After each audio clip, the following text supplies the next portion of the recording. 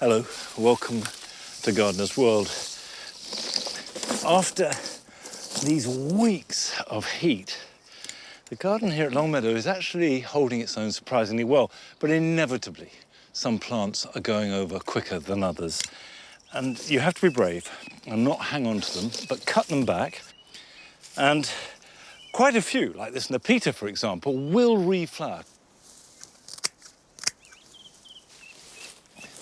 Of course, some plants, like this fennel, are completely happy with the hottest and the driest weather that Britain can give it.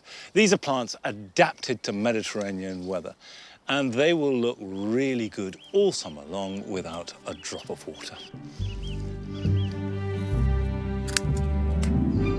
Coming up on today's show, Adam gets an exclusive invitation to join His Royal Highness the Prince of Wales to discuss why our gardens and countryside are under threat from new pests and diseases. We're faced by a multitude of threats. Exactly. Of every kind of disease. Yeah. We have to take this really seriously. And Carol celebrates the glory of the agapanthus. There is nothing mundane or ordinary about agapanthus. They're truly the stars of the summer border. Amongst other things, I shall be summer pruning my step-over apples.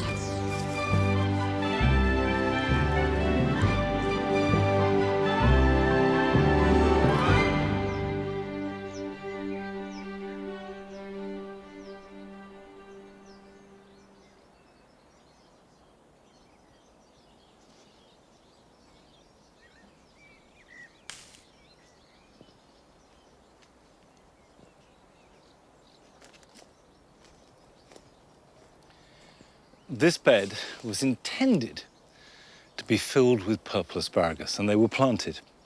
However, they haven't happened. So I'm going to use this bed for another crop.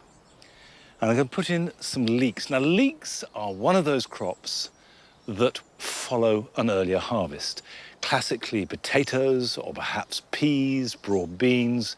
You follow them up with leeks, which you'll put in June and July, and then they will sit all winter long, ready to harvest as and when you want them. Normally, I plant leeks using a dibber. This is simply an old fork handle that I've sharpened off, and I only ever use it to plant leeks. But the idea is that you make a hole in the ground with it, nice and deep, and you pop the leek in there, and then you don't fill it back in, you just water it in, and gradually the roots take hold. And the soil closes around it and it blanches the leek. That's how you get the white part of the leek, which is sweeter and better. However, the problem with this dry soil is you dib into it and it tends to fill in. It's like dibbing into a sand dune. So I'm going to try something else. If I get a board and draw a shallow trench like that. Okay, there we go.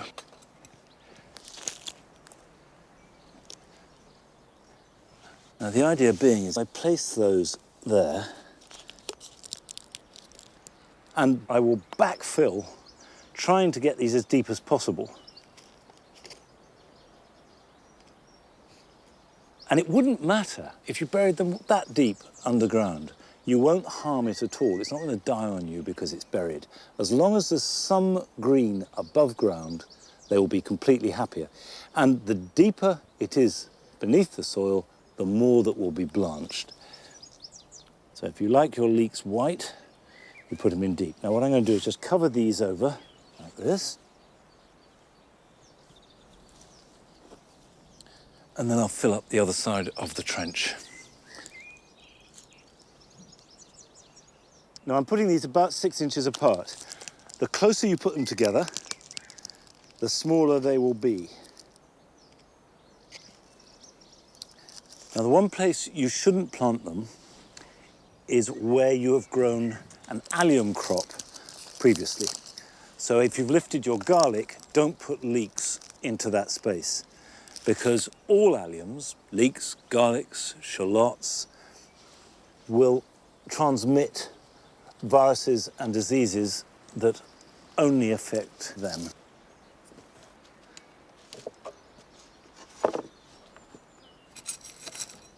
It's too late to sow leeks now, but you can buy them from suppliers in plugs, get them in the ground, and then you will have a harvest from now right through till next spring. Now, really important for leeks is to water them in well. And make sure they have a soak at least once a week.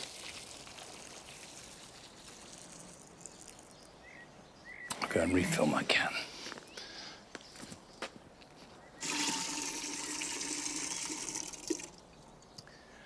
I confess, even with a lifetime's experience, really good soil and lots of space, it can be quite tricky growing vegetables when we don't get rain for weeks on end and the sun blazes down. You would think it would put you off forever, but that's not the case for Frances, as she returns to her shared allotment with unabated enthusiasm. Summer is in full swing, with roasting, record-breaking temperatures. It's been absolutely scorching over the last month. The allotments are absolutely teeming with produce around every corner, and it's so exciting to finally be harvesting. But there is one job that we can't avoid, and it's getting a little bit repetitive.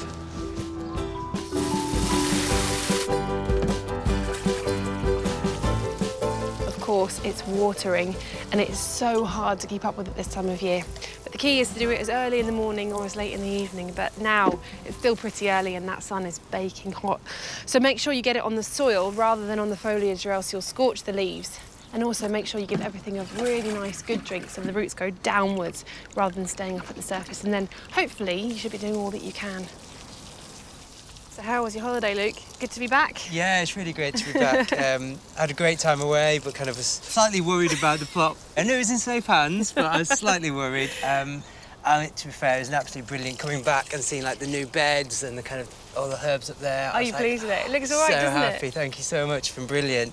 And my sacrificial broad beans have certainly been sacrificed. But at least the chickpeas are still looking okay, so I'm just going to really protect them, I think. Yeah, they look amazing. I was really quite surprised as to how well they're doing on here. They're attractive, aren't they? Yeah. But yeah, plenty of water to keep them going and strong. And the slugs seem to have kind of slowed down a bit. Yeah. I do have a slight confession to make when it comes to the slugs. My half was dying a little bit, and I think it was partly slugs, partly just bad luck, I feel. Yeah. But I did slightly replant some rocket, and even that got mullered down, no. So I think you won fair and square. Goes to show, cheating doesn't pay. It doesn't. And do you have any other projects that you're planning at the moment for the next month or two? Yeah, so my next kind of big project will be finishing off the seating area. So I've got all the seats in now and kind of dug the holes so it's nice and level. I've got like a bit of a circle of kind of just edibles I can just sit and pick at and kind of munch away in the evenings. Sounds good. A cup of tea, loads of soft fruit, place to sit down. Living the dream, it's great. We'll just move in, it'll be fine. That sounds good.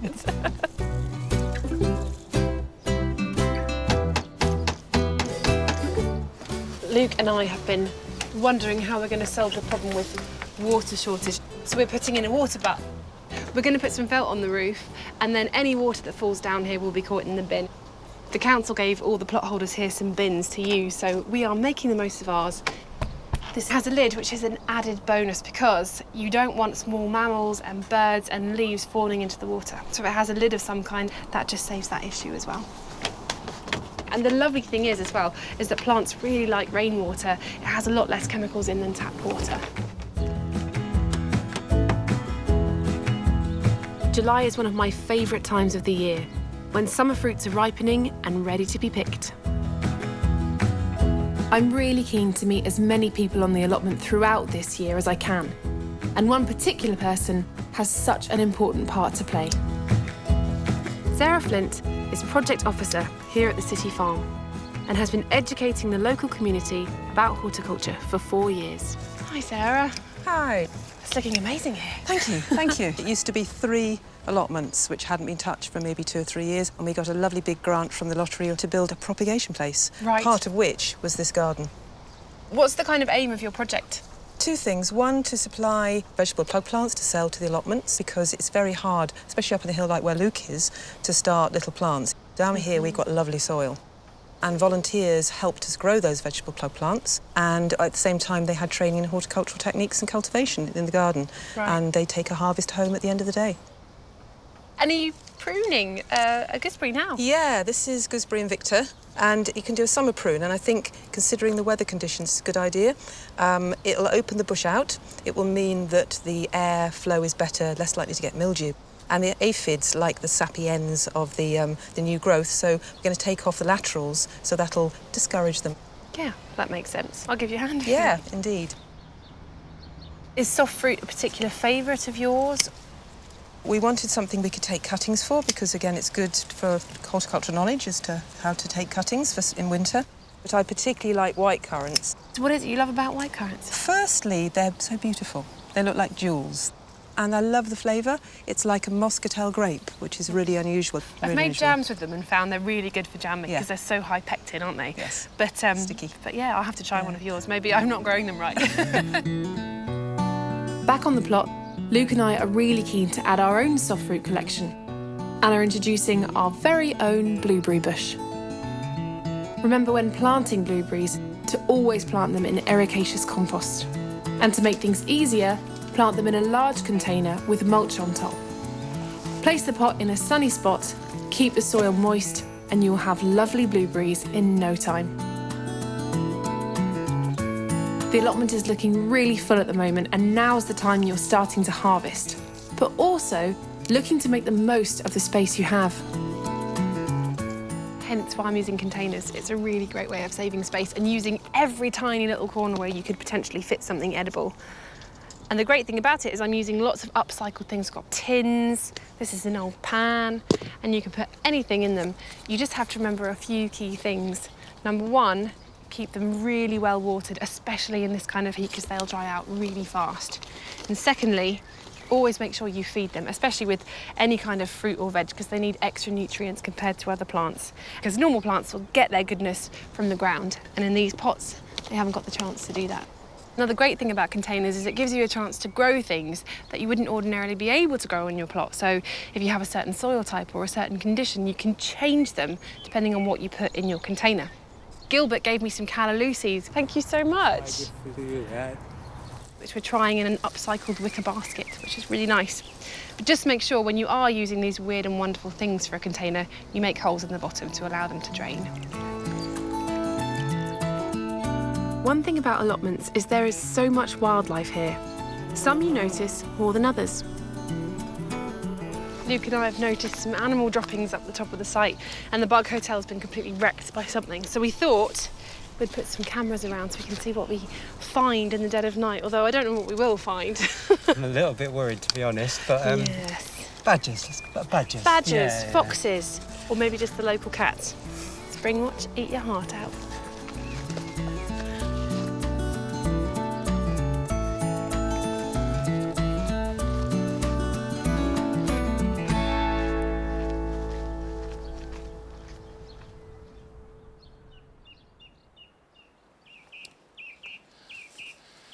Well, I hope for Francis's sake it is cats and not badgers or foxes or even worse, rabbits, because we have a rabbit problem here at Longmeadow. In fact, people always think rabbits eat lettuce. They don't touch the lettuce here. They ate all my peas. I re-sowed them, put the netting round to protect them. They've germinated pretty well, and with any luck, I will get a harvest, although it is very late in the day for peas. And the other night before last, I was out here watering a lovely set of borlotti beans, growing well. Came out this morning, the whole lot had been eaten. You turn your back for a minute and you're attacked.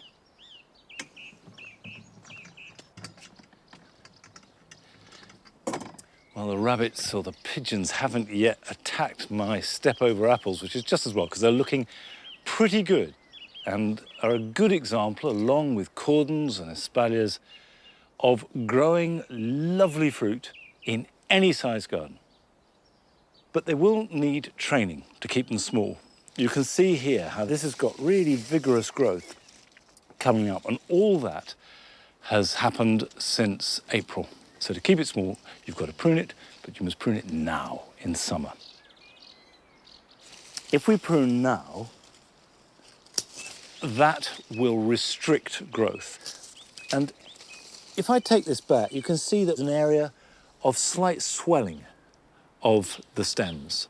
And that swelling indicates that it's forming a spur, and the spur will carry fruit. So cut back to the slight thickening of the stem. Now, of course, this doesn't only apply to restricted forms like stepover or espaliers. You can do this with a big apple tree. And every now and then it's a good idea to summer prune an apple tree, to open it out, let light and air in, and then in winter you can continue the process.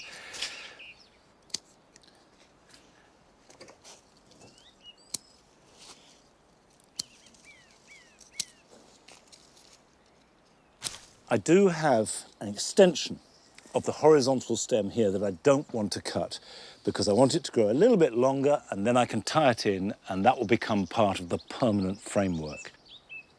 And now all the way along we've got little knobbly spurs covered with apples. The sun can get at them, they're ripened, it's not taking up any space at all, but it is giving me a couple of dozen potentially delicious fruits that I can eat in autumn or even store right through the winter.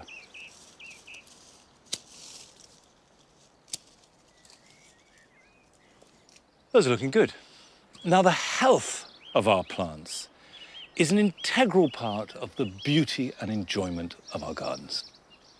But right across the globe, new pests and diseases are being discovered all the time, and this is a real threat to the biosecurity of us here in the UK. His Royal Highness, the Prince of Wales, has been concerned about this problem for a long time now. So Adam went to his home at Highgrove to discuss this with him.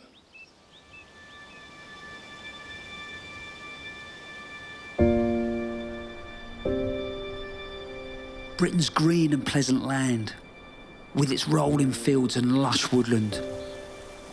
It's known the world over, but it's constantly under threat. Climate change, increased travel, and movement of plants around the world has escalated the risk of new pests and diseases spreading to the UK. The scary thing is that some of these pests and diseases, if not controlled, could not only devastate the UK landscape, but also our gardens too. These ongoing threats to our plants and our trees are an increasing worry for His Royal Highness the Prince of Wales. I'm in Gloucestershire at Highgrove, the private estate of the Prince of Wales and the Duchess of Cornwall. The grounds are beautiful, with a collection of gardens all created by the Prince himself. His Royal Highness also oversees 2,000 hectares of woodland across the Duchy of Cornwall estate, which is spread over 23 counties. Back in February, I was invited to a meeting at Highgrove with members from across the horticultural industry to discuss the problems being caused by pests and diseases and exactly what could be done to deal with them. One of the outcomes was Action Oak, a campaign launched at the Chelsea Flower Show this year to help protect our iconic native oak. It's made up of charities, environmental organisations and landowners who are using their combined knowledge to help safeguard these beautiful trees. Today, the Prince has invited me back to Highgrove. I wanted to ask him what he thinks we as gardeners should be thinking about and need to know about biosecurity. But first of all, I want to know where his passion for plants has come from. So the question that I want to ask every gardener in the country is, how did you get into gardening? Oh, well, I suspect it was probably partly to do with my grandmother's wonderful garden at Royal Lodge in Windsor Great Park, where I spent a lot of my childhood. And I remember being absolutely riveted as a child, wandering about in little paths and things and looking at all the plants. And it was a wonderful woodland garden with masses of azaleas and rhododendrons. And the smell and everything had a profound effect on me, I think. Is all those, and then you've got those, you carry those memories, don't you? Then you want to do things as you get older. And really, it's only when you have summer of your own that you become particularly keen. But we had as children, my sister and I had a little plot at the back of somewhere in the Buckingham Palace garden where we grew vegetables and things. Do you know what? I had my nan on the allotment where they lived, a tiny piece of slate with Adam painted on it. Started off exactly the same way, in a way. I think yours was probably just slightly grander, obviously. I don't know why, but I also grew to love trees. I mean, they always fascinated me. What is it that you love about the UK landscape? Part of it is its variety, but also the way in which the hedges and the hedgerow trees, the whole intricate pattern of the landscape, particularly, I mean, if you go up to the Yorkshire Dales and Cumbria or Lake District, that sort of landscape is magical.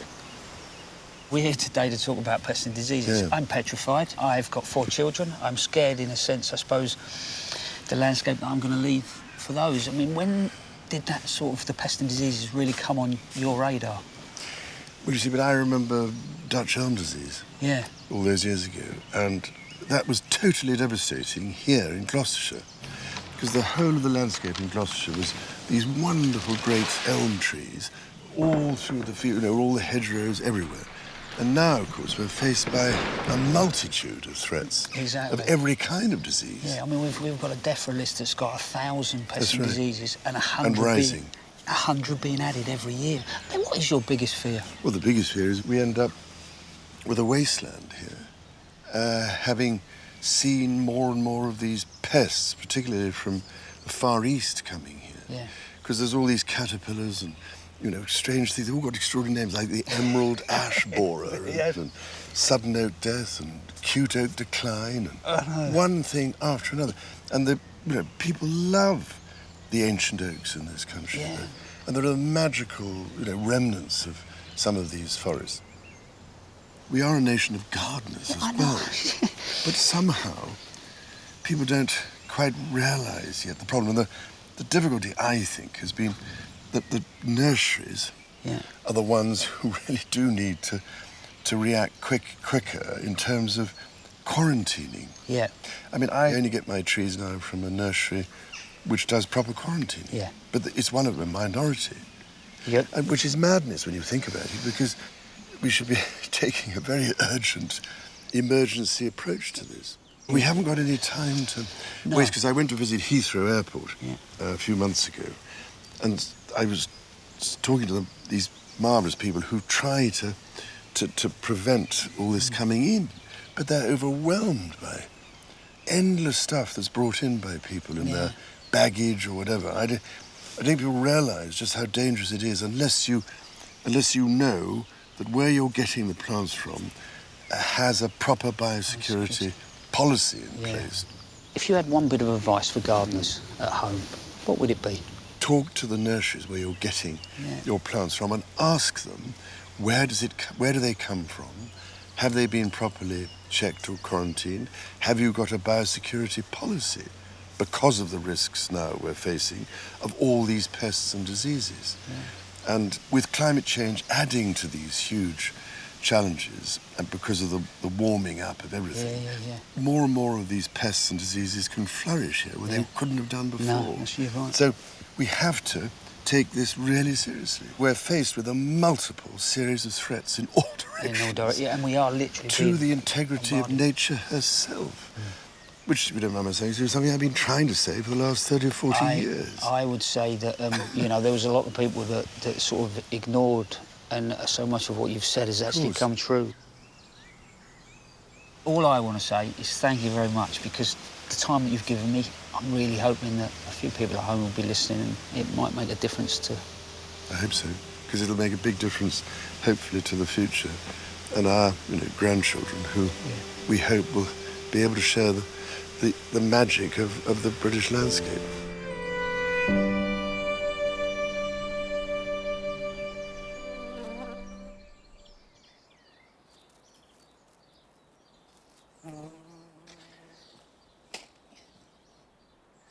I do think that it is to His Royal Highness's lasting credit that he has had a long-term interest in this subject, and that for most of us, we're coming to it rather late in the day. In fact, we spoke to the Horticultural Trades Association, who said that they were delighted that he was raising awareness and that quarantining trees was one effective way of ensuring biosecurity, but not the only one, and that it wasn't always as effective in a range of other plants. And they said that they were working with the government to try and form a regulatory system to ensure maximum practical biosecurity. So I think for all of us who are affected by this, and in effect that is all of us, we need to keep informed, aware of what's going on, and of course we will here be letting you know everything that we discover as and when it happens. Later in the programme, Adam will be back at Highgrove talking to the Duchy of Cornwall's head forester, Geraint Richards.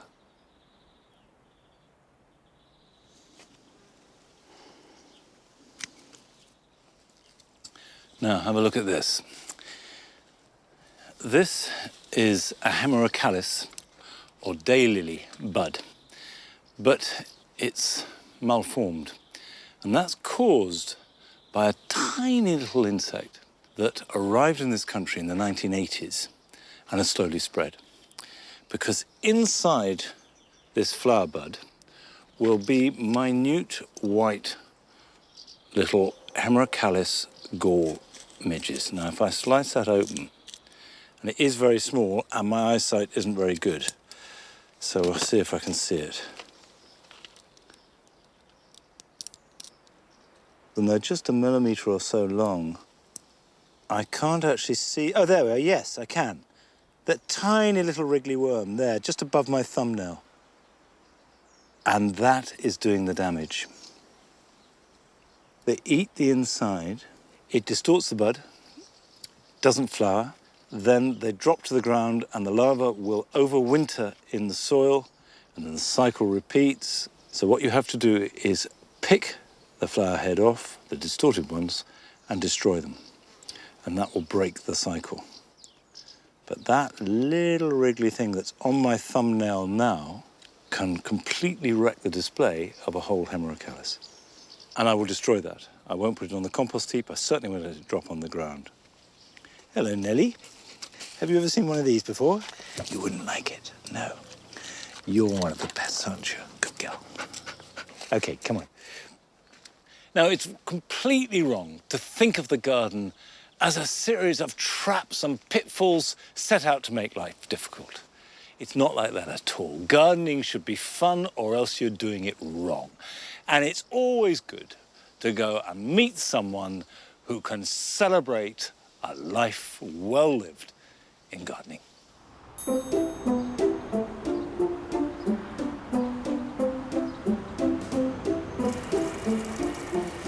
I absolutely love working with blooms. They brighten everywhere up so much. My name's Harry Cook and I live in Loughborough with my wife Pat. We've lived here for about 52 years and we've seen such a lot of changes in our time. We've got a very busy roundabout outside now that is constantly full of traffic. When I started with Loughborough in bloom, the whole area on the roundabout looked very untidy, so with permission from Leicestershire County Council, started to look at ways of improving it. It's nice to choose plants that you like yourself. I also choose plants that's going to give me blooms that the judges will like as well. My favourite plant is Petunia Tidal Wave. They're fantastic because you can do anything with them. You can trail them, you can climb them in a cage. They'll climb up to 3 foot high. You don't need to deadhead them. And, you know, as long as you keep feeding them and watering them, they grow so quickly, you just can't believe it. And they give a magnificent display. Begonia's Summer Jewel is very reliable. That one is a basket begonia. Once it starts going, it'll flower all year and you get a beautiful display from it. I had an incident, it was the year 2012. I opened the gate and this guy in a white van was chucking all my plants in the back of his van. So I said to him, what do you think you're doing with those? They said, I'm having these. I said, no, you're not. I said, they're mine. You can take them back out again. I went and stood in front of his van and he started to take him out. The judging was taking place in about 3 days' time, and they were running away with my plants. In the next week, we'll have the RHS judges come to visit Loughborough in bloom, so they'll be casting their eye over my garden. I've managed to acquire 5 gold awards in the 8 years we've been doing it. Obviously, I'm very proud of that achievement. The comments are usually quite good. You just have to wait for the report to see what you've done wrong.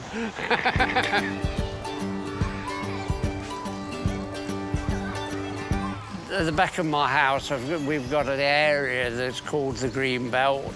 It consists of 3.7 acres with a stream running through it, which is full of wildlife. When I retired, I could see the place was getting untidy. I took it upon myself that I'd like to see it looking nice again. This area, when we first started, was all covered in brambles, and it's all been cut back purely so that we can see the stream. And it's such a nice view up here. You can see the wildlife now. We've got the ducks up there, and we've even got an heron that comes as well. It's such a pleasant place. Even though we've got a busy road right outside, you can't hear the traffic, and it's like being in another world round there. That's it. Who's going to do this one? Harry's been working with us for a few years now. He'd helped us with gardening club, we've planted up hanging baskets. But when we got the raised beds, he's particularly been involved, supplying us with plants. The children love that he's got special knowledge, and if there's something that we don't know, we know Harry's going to know. This is our wildlife area for the children, to educate them all about the bugs and the bees. I think, it's really nice because after school, maybe you could, walk down here, and it's not just an ordinary path. It's, really, really cool. It's just nice. You just see, all the wildlife around, and it's just really nice. Naturey. Gardening is so relaxing because time doesn't matter to you. You start doing things and you look at the clock and you've lost an hour, and you know, and at the end of it all, you're creating something that's beautiful. I'm really proud of the whole area because it's developed into something special. It's just going to turn into an absolute beautiful place in years to come.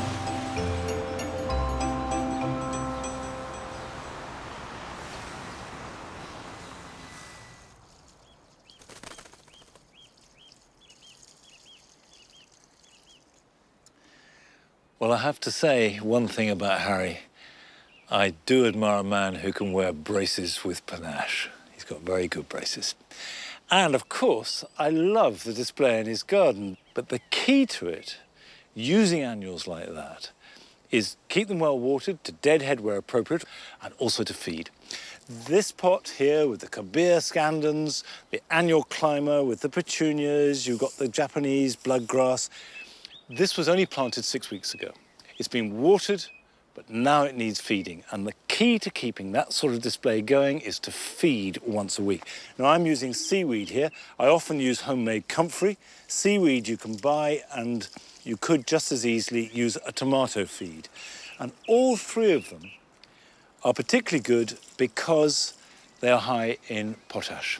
And that will feed roots, flowers and fruits rather than foliage. And that will keep the flowering going. If you give a high nitrogen feed, all you do is get masses of leaves at the expense of flowers. Now, still to come. Adam is at Highgrove talking to His Royal Highness the Prince of Wales, head forester, Geraint Richards, about the potential dangers of Xylella, which has wreaked havoc on the continent and is on our doorstep. On a brighter note, I shall be potting up sedums, which are exceptionally drought resistant. But first, we join Carol in the New Forest, where she is celebrating agapanthus.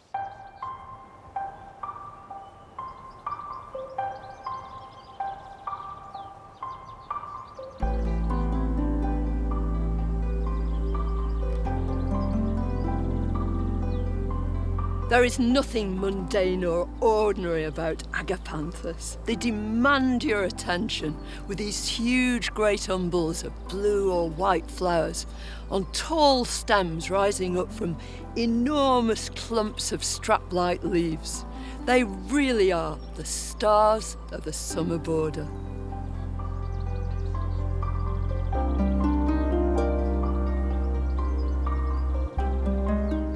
Although agapanthus are often referred to as lilies of the Nile, they come from South Africa and they were first introduced into this country in the 17th century. But it was one particular species which was to have a huge effect on the hybridisation of agapanthus. It was Agapanthus campanulatus, a totally hardy species, and it was used to produce hundreds and hundreds of different cultivars of all sorts of shapes and sizes.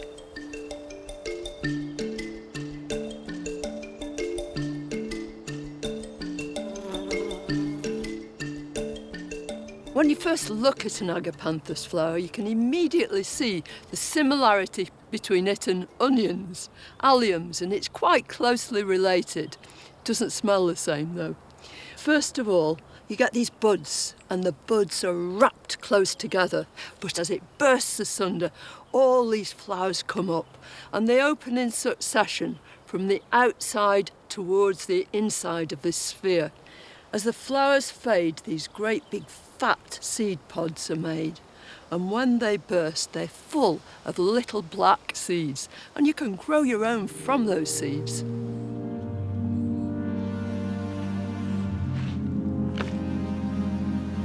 This is some seed that I collected last year. It's from an agapanthus called navy blue.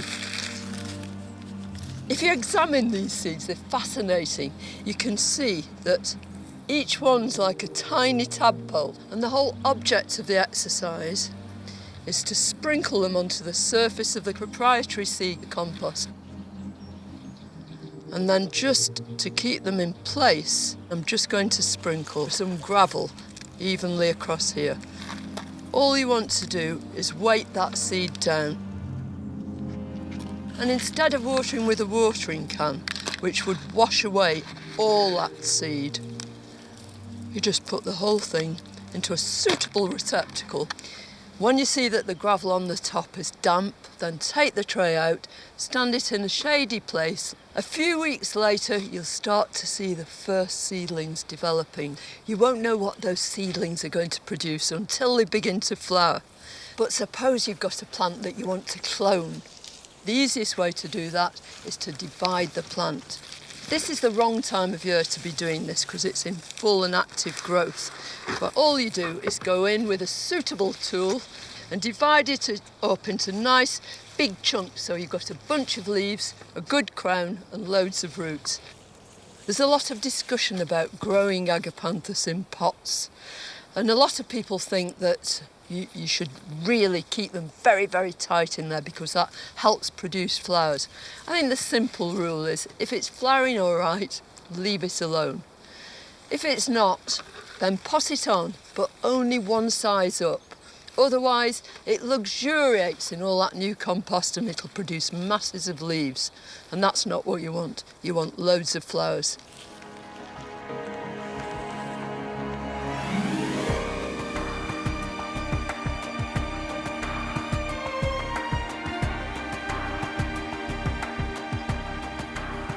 This delightful plant is Agapanthus Sweet Surprise. And the surprise is that when these deep buds open up, the inside petals are pale blue, and through the centre of them runs this single blue line.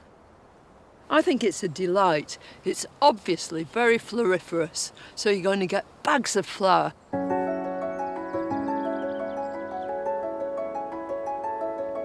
This magnificent agapanthus is jacaranda with these rich, deep blue flowers on tall stems.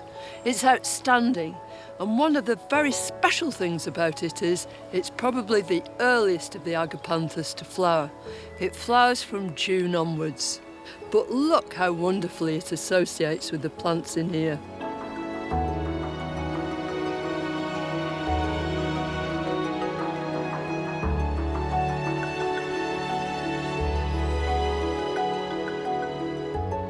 Isn't this a delightful combination? This small, compact agapanthus silver baby with this lovely ami. The flowers are just washed in pale blue, giving it this almost translucent quality. Once upon a time, people thought that agapanthus were really quite difficult to grow, but not a bit of it. When you buy your plant, add lots of good material to the planting hole. Your own compost is your very, very best bet. And perhaps sprinkle around a bit of organic fertiliser, fish blood and bone.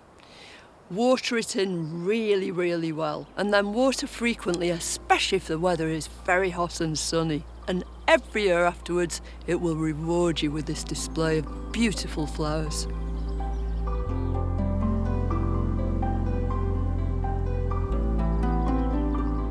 In our gardens, we welcome plants from all over the world. Many of them come from South Africa, but perhaps the jewel in the crown of the plants that come from that country are agapanthus. I anticipate their arrival when I see those fat buds swelling, and I absolutely love these flowers that last all through the summer.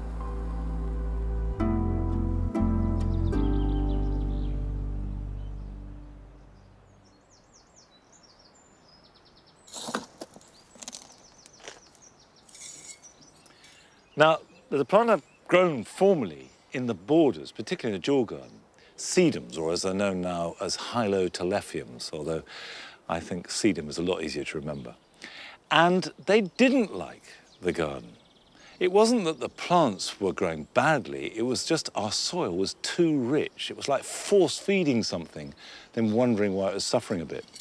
And much later, I learned that the best way to grow sedums is to treat them rough. Give them really poor soil, good drainage, you don't need to water them, and they are as happy as anything. So they are a perfect plant for a really hot, dry summer. And if you grow them in a pot, you almost never need to water them. I've mixed up a compost which is grit and coir with a little bit of ordinary peat-free potting compost. So there's very, very little nutrition. Now, this is a variety I've not grown before. Sedum spectabile stardust. And I've chosen it because it's got white flowers. It's relatively compact. So here on the mound, the white will grow very well with everything around it. And you can see that what they have are these very fleshy leaves. And that's where the water is stored. And as with all succulents, when you water it, you're not really watering the roots as such, you're watering the leaves. They draw up the moisture, store it, and then draw upon it as and when they need it. So if I pack 1, 2, 3 in there, that's going to give me a really dramatic display that almost no other plants of the same size could provide because they would want more nutrition, more space for the roots to grow. Then I just pack round them with this gritty compost mix.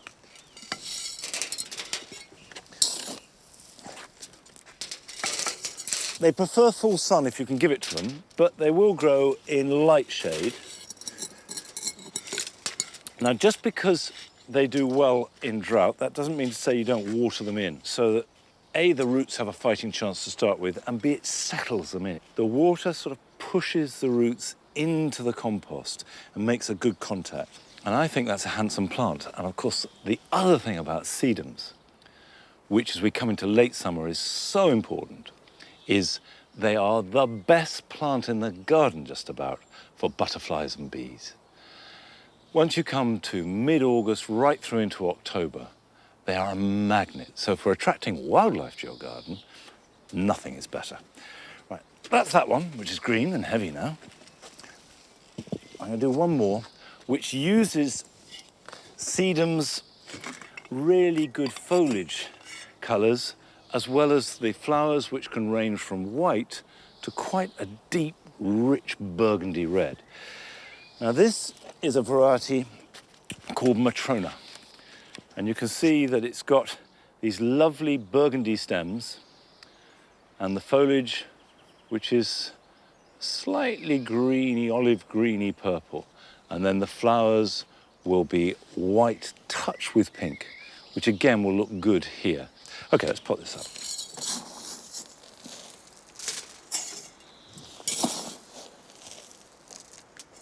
Because that is crammed in and the soil that will fit around the plants is very poor and largely grit, that means, amongst other things, that this will stay nice and upright. These are plants that carry on looking really good deep into winter. So they cover a lot of bases, and I can't imagine being without them.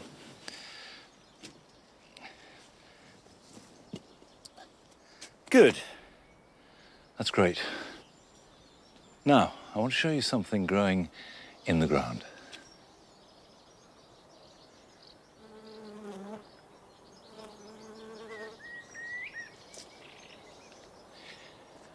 What we have here in the long walk, almost by accident, is a really lovely display, and I think it looks fantastic. We have 3 plants, which I think look terrific at the moment, that are perfectly adapted to hot, dry weather.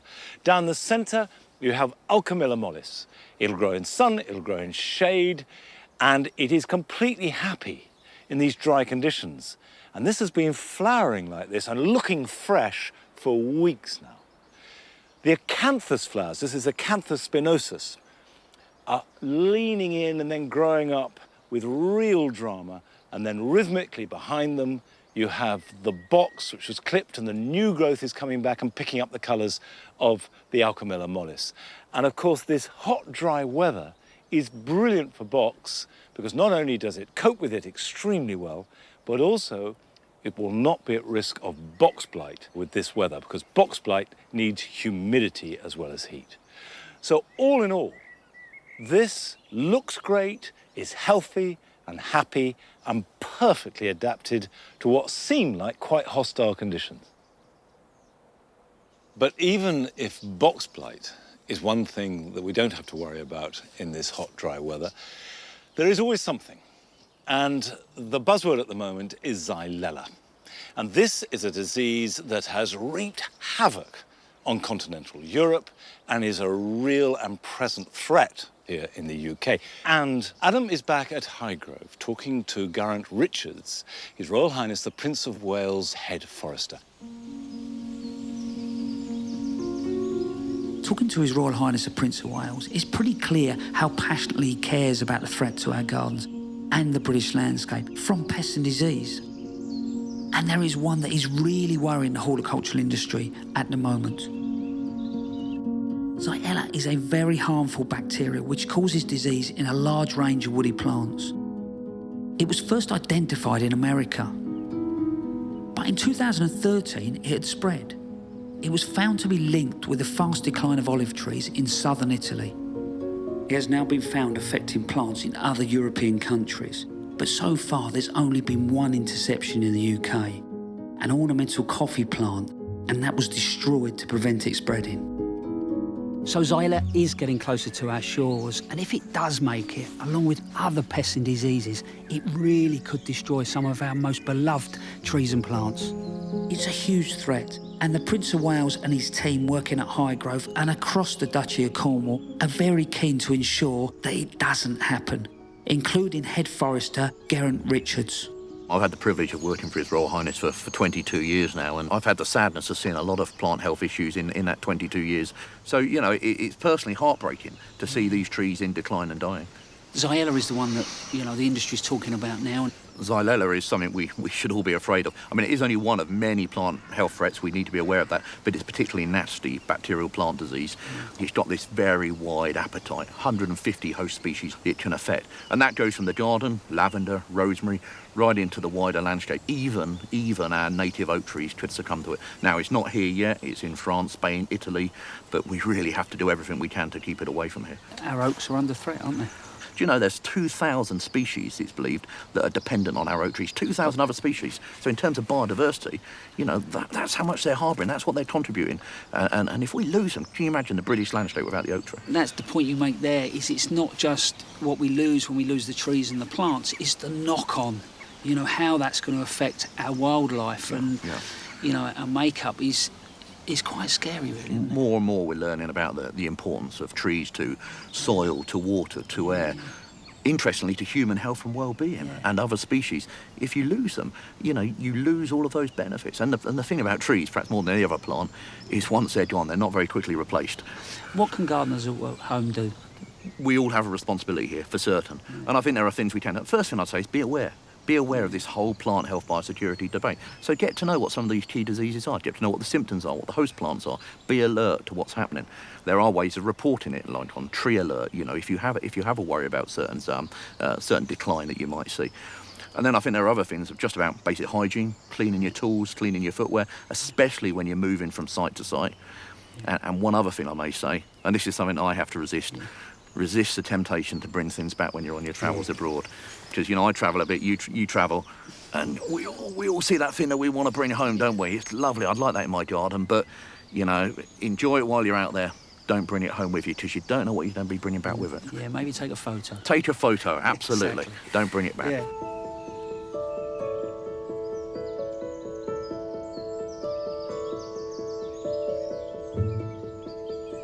If I'm honest, it scares the life out of me what we might be leaving for another generation. But that said, it doesn't have to be all doom and gloom. I think us as gardeners just maybe need to be a little bit more mindful.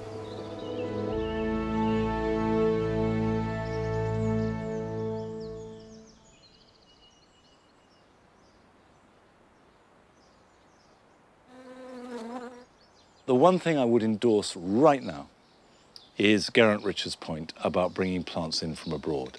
Just don't do it. It doesn't matter if it's a special gift, if it's rare, if it's a cutting, if it's a seed, any kind of plant material, don't bring in, because the risk of spreading infection is just too great. If you're travelling this summer, you may notice posters in airports warning of the risk of bringing plants home from abroad. This forms part of the government's Don't Risk It campaign to help raise awareness of the increasing dangers of pests and diseases like Xylella reaching the UK.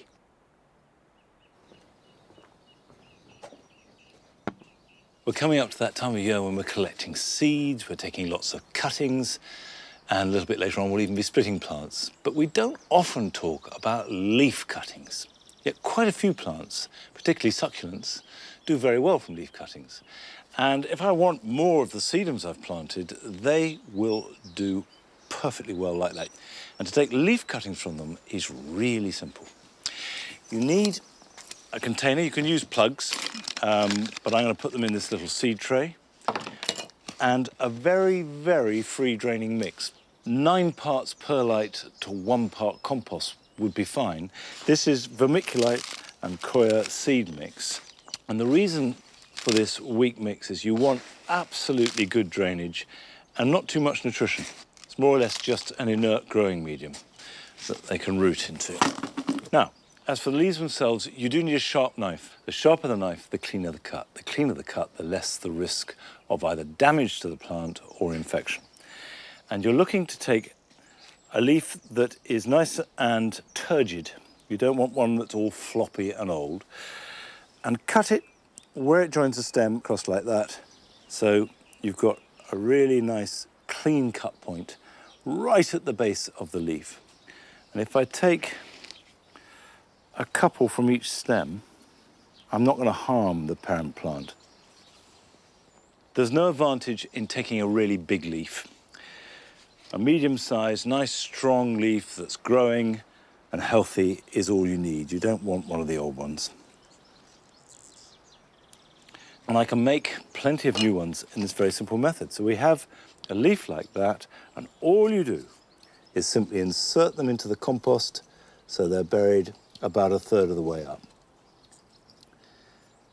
And they're a little bit slower than stem cuttings, but in a few weeks' time, you'll see little signs of growth and a number of little plantlets will appear around the point where it joins the soil. The parent leaf, this will die back, but the new little plants can then be potted on and grown. So that one little tray should provide me with a couple of dozen new plants. Now, when you put them into the soil like that, you can either stand it in water for a little bit so it soaks up, or just sprinkle some water on it. I've got a mist propagator, so that will keep the air nice and humid. But just as effective in its own way is simply water them, then put them inside a clear polythene bag. And the important thing is that the air is moist and humid rather than the soil. If you overwater the soil, there's a real risk that they will rot off before new plantlets are formed. In practice, they probably need watering every 3 or 4 days, and that's plenty. And in about 3 weeks' time, we should see signs of new growth. I find making new plants from cuttings of any kind one of those jobs that is deeply satisfying. So, here are some jobs to satisfy you this weekend.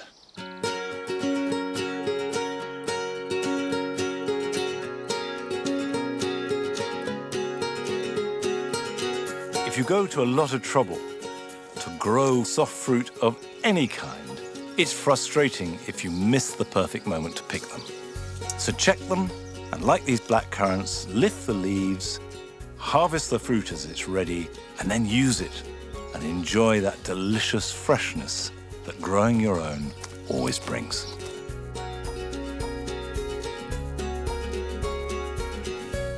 For most of us, the first glorious display from our delphiniums is over. So now's the time to cut them right back to the ground. Water them if they're very dry, and this will promote a second flush of growth and new flowers, which will give a display in late August and September. Shallots tend to ripen sooner than onions, and when you see the top growth has died right back, it's time to lift them. Don't yank them out of the ground, but carefully ease them out from the soil with a fork, and this will preserve the basal plate, which means they will store much longer.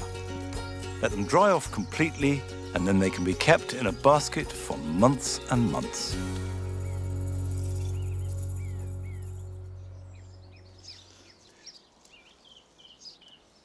These Morello cherries could be a little darker and a little riper, but the blackbirds have been at them. I netted them, secured the netting at the top and the bottom and the sides, but still the blackbirds got in. And they've eaten about 1/3 of them already, so I'm picking them all. And of course, Morello cherries are not for eating raw, but they do make fabulous cherry jam. Now, that's all we've got time for this week, but I'll be back next week on Friday at our normal time of 8 o'clock. But if you can't wait till then, the team will be at Tatton Park Flower Show over the next couple of days. So I'll see you here next week. Till then, bye-bye.